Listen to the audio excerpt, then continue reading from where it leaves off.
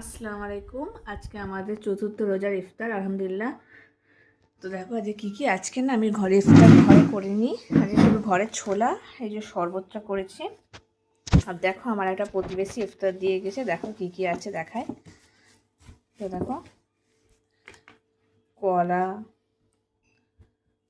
তোমার পরোটা, এটা কোনো তরকারি হবে মেবি, কি কাবাব হবে, মাটন কষা, খেজুর, ছোলা, আপেল, তরমুজ মানে ফ্রুটস যেগুলো দেয়, ফ্রুটস দিয়েছে, একটা অমৃতি দিয়েছে, আর পরোটা দিয়েছে। যাই হোক আলহামদুলিল্লাহ। আর একটা লস্যি দিয়েছে, এই যে। আর এটা প্রতিবেশী দিয়ে গিয়েছে। আর আমি করেছি ছোলা সিদ্ধ, আর এই যে পেঁয়াজি আর বেগুনি। তো আজকে আমাদের এইটুকুনি ইফতার। তো চলো আমরা ইফতার করে নিই। সবাই ভালো থাকবে, সুস্থ থাকবে, টাটা।